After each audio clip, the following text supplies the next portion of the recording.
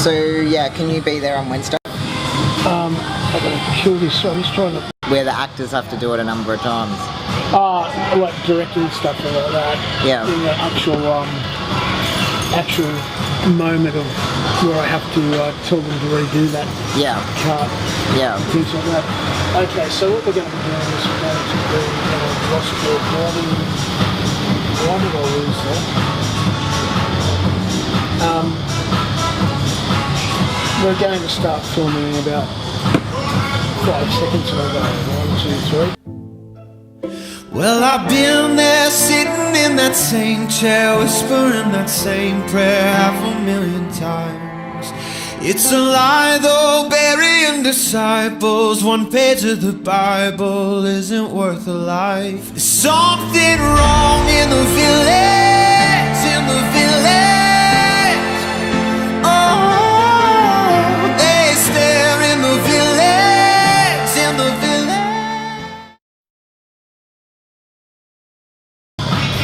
Okay, g'day Reverend Comrade, how are you today? I'm good. We're actually meeting in the same place as last time, but it's not school holidays, so there's a lot of less kids. There's a bit of background music, a lot louder. Let's catch up from where we left off last time. Yep. And we're coming up to our next surgery appointment. Yep. So, and you've got a certain lead up to that surgery appointment where you have to apply to the court in order to get gender recognised Queensland birth certificate. Yep. And Can I take it one step back? yeah, take it one step back, but I'm just giving a little outline there. Yep. So essentially, I've just had 2 surgery appointments.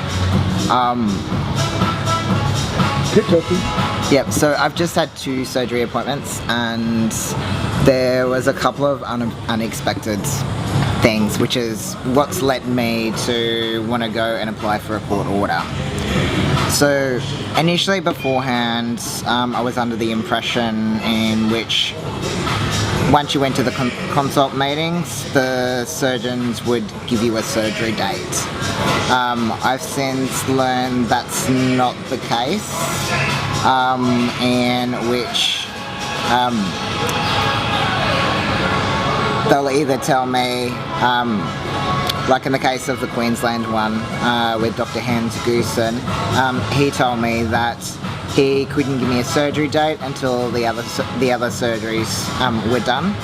And in the case of Dr. Steve Merton, he essentially wanted to put me on a waiting list and tried to argue that private health insurance would not cover it. But in both cases, they did not give me a surgery date, and so it's led me to essentially want to have to apply for a court order, because ultimately, like, if I am not permitted to get the surgery, then I'm gonna need a court order to amend my birth certificate. What's different to the fact that other people can get it and you can't? Well, under Queensland legislation, it requires to amend your birth certificate to get both your gender and your name recognised.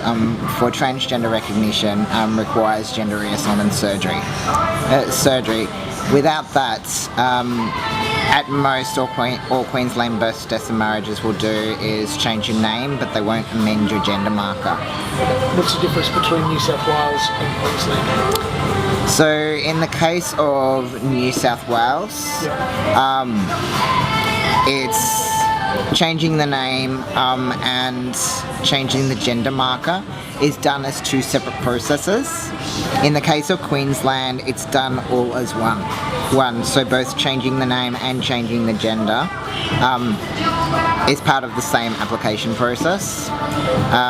Whereas in New South Wales, it's 2 separate processes, and usually only requires hormone treatment. Thank you. Usually only requires hormone treatment, the recognition of 2 doctors, and in some cases, not all cases, but in some cases, you don't necessarily have to have surgery. Okay. The difference, why, as a New South Wales resident, why can you not have it just done straight out? Because anything to do with amending your birth certificate, you've got to go back to the state or territory you were born in. So under New South Wales legislation, they do not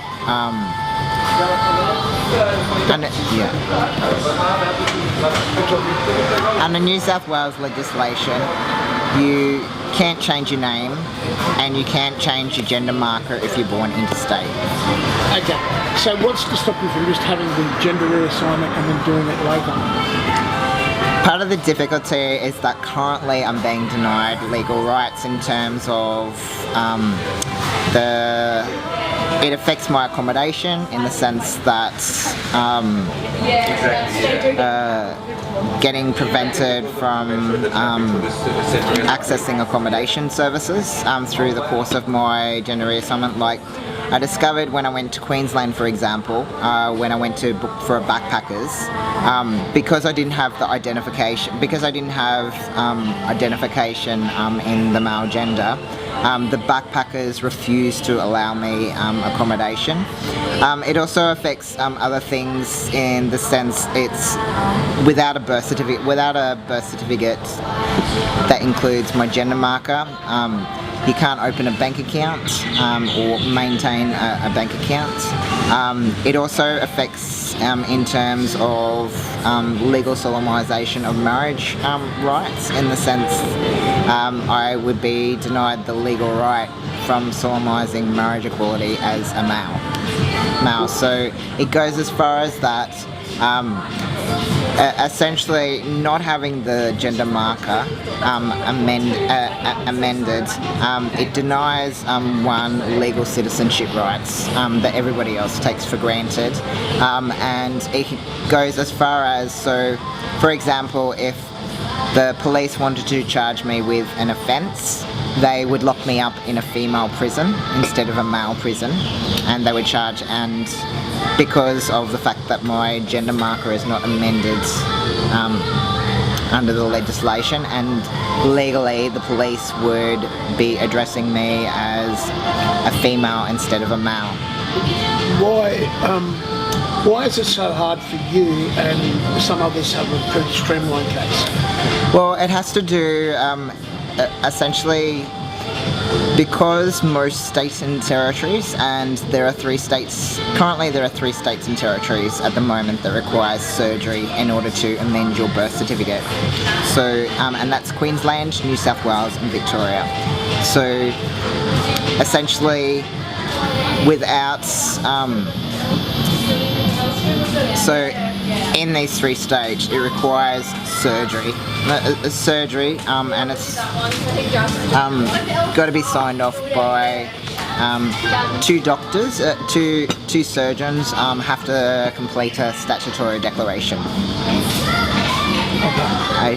So it's not just like, transgender recognition is not just a straightforward process of changing the name, it also involves changing the gender marker. During sort of the last thing we discussed about the things you had to do with the birth certificates, now the next part would be coming up to the doctors and the prices and things like that.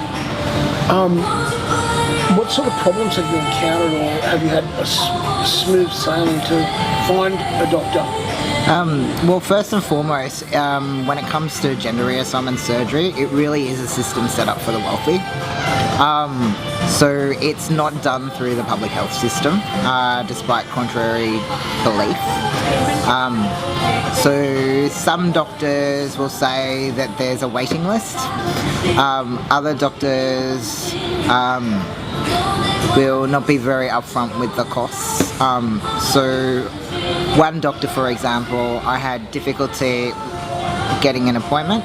I had difficulty In terms of the doctor being upfront about in relation to the costs, I had difficulty in relation to convincing him that private health insurance would cover it, and I've quickly discovered that private health insurance doesn't necessarily cover the whole cost, and the reason I had to take out private health insurance is because I was told that I had to get private health insurance in order to be given gender reassignment surgery. I've quickly discovered that private health insurance, it doesn't cover the consult fees, and the main problem that I had was specifically around getting appointments for top surgery. Okay. With the coming down to the costs of the consultations not being covered, how did you go about getting those consultation costs? How did you raise that revenue? So essentially, just for before even surgery costs, you have to have what they would call a surgery consultation, and they normally cost $300 each, and so I have had to basically take out personal loans, and I also recently had to apply through the NILS program, which is a no interest loan scheme, to cover the cost, but I'm only on a disability support pension, but that's essentially how I've had to do it. Okay, how much do you get out of the NILS loan and how do you pay it back? So in relation to the NILS, it's no interest loan scheme, and they allow you to borrow up to $1,500, and it's direct debited through CenterPay out of your pension, and essentially, so in terms of the NILS scheme, they're the first loan scheme for low income earners, in which you can get a loan to cover some of your medical expenses.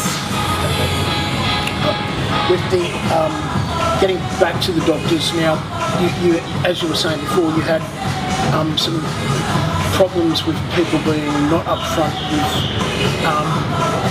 the costs and being evasive of certain things. Have you found other doctors that are upfront and just to balance it? And are their prices equitable or in the similar scale, or are they varying? One's up the top and one's down the bottom run? So essentially I had one doctor who was not very upfront with their costs, but for the most part, most gender doctors for both top and bottom have been very upfront with their costs. So after the consult fee, it all depends on the procedure that you get. So for top surgery, for example, it can be between $10,000 up to about $20,000, depending on the procedure. So depending on whether you're having keyhole surgery or long scar surgery or short scar surgery. And likewise, the same for bottom surgery. It also depends all on the procedure which you're going to get. So for bottom surgery, for example, there is a difference between the cost between metoido and phalloplasty. So if you're having phalloplasty, it's $40,000, one doctor quoted me. For metoidoplasty, it's about $10,000. And likewise, the same as hysterectomy and BSO, that can vary from doctor to doctor. Okay, well, getting along them lines now, let's sort of itemise what sort of surgeries you're actually working out to be cost effective to make you be you. Cool. So essentially for me, I'm having a bilateral mastectomy, and I'm having a hysterectomy and BSO, and I am having phalloplasty and scrotoplasty. And so far today, I've been told that it's going to cost about $50,000. And that's for all the surgeries. Well, that's pretty decent, I suppose. And you will be able to claim a lot of that back through Medicare?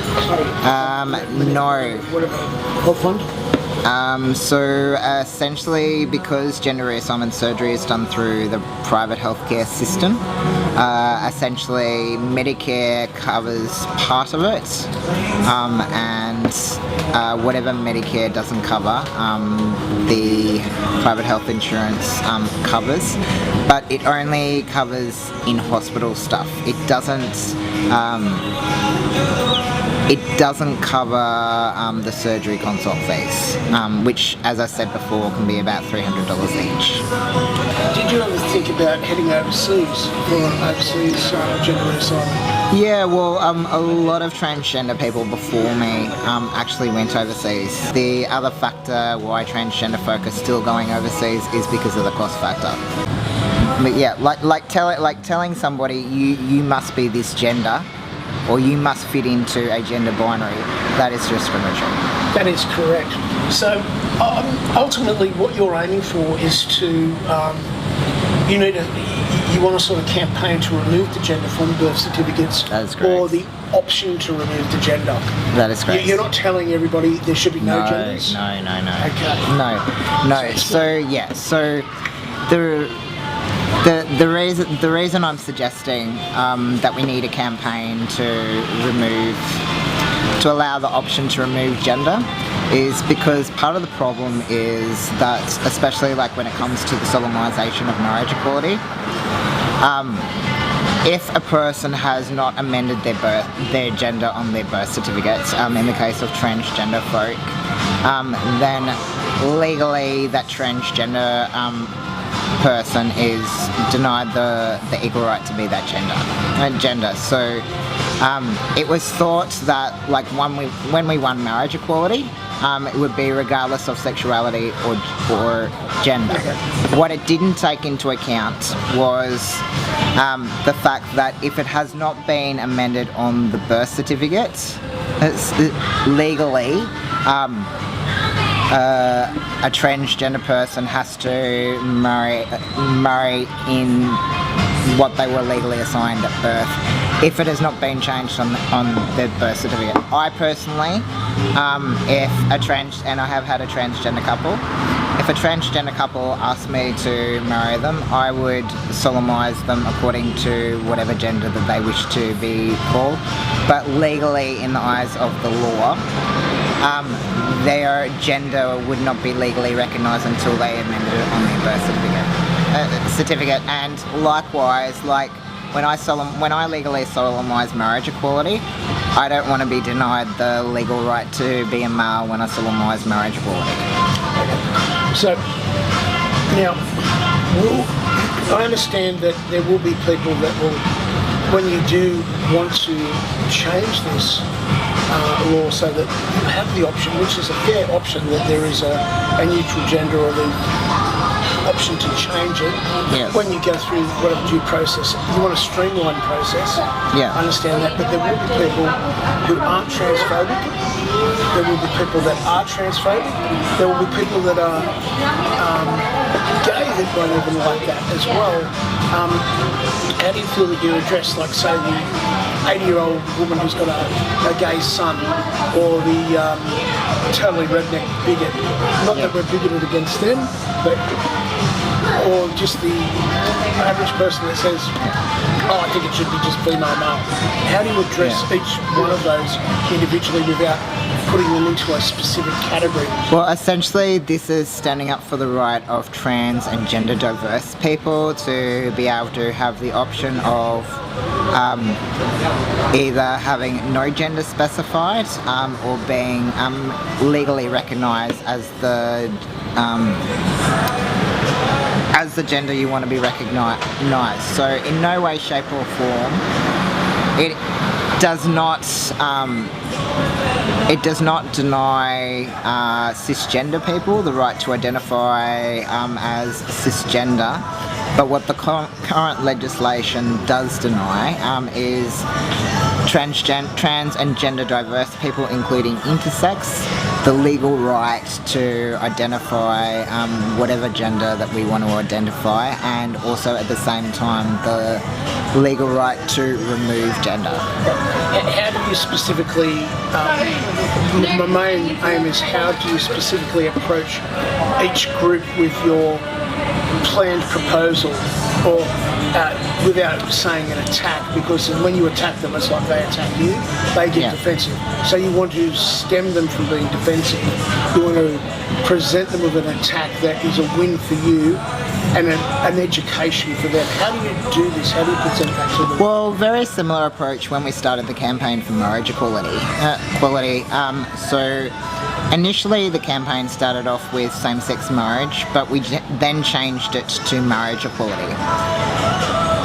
And so likewise it will be a similar approach in the sense that this is a matter of equal human rights for all people regardless of your gender or sexuality.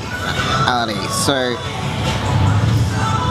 being transgender people being permitted the equal right to have gender equality before the law in no way, shape or form undermines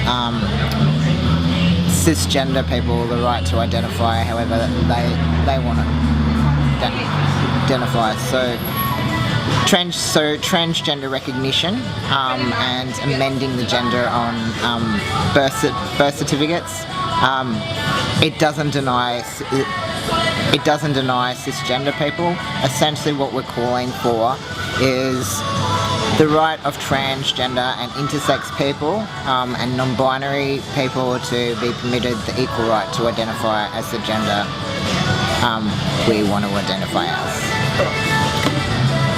Next question along them lines is, how do you get people that are specifically in that way of thinking, how do you get them behind you? How do you get other people that aren't heading on that same goal pathway as you? How do you get them behind you?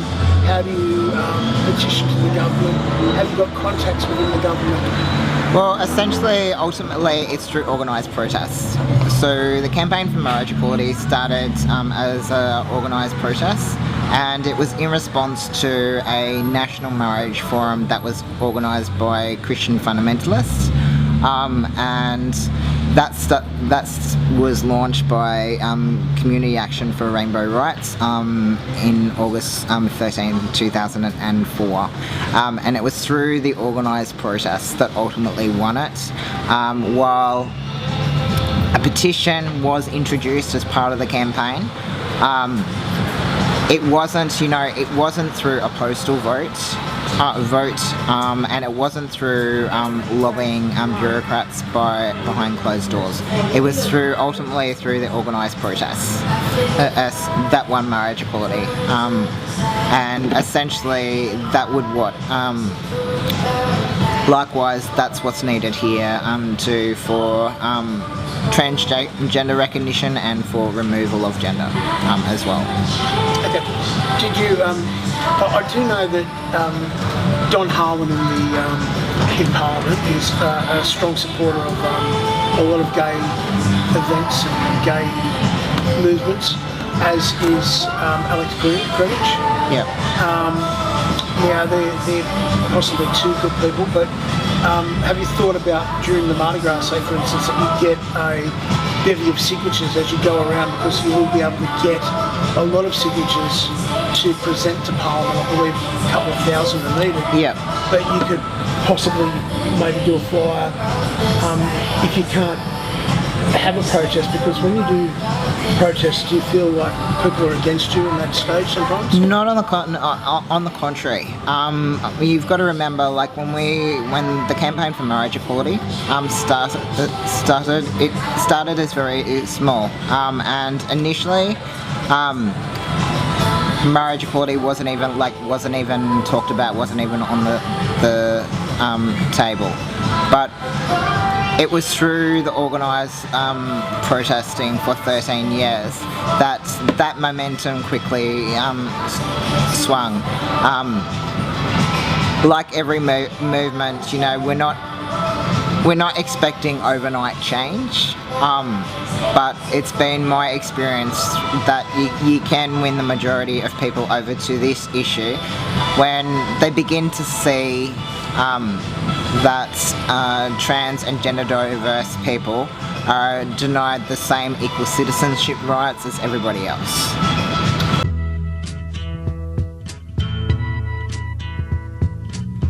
There's something happening here. What it is ain't exactly clear. There's a man with a gun over there, telling me I got to beware. I think it's time we stop. Children, what's that sound? Everybody look what's going down.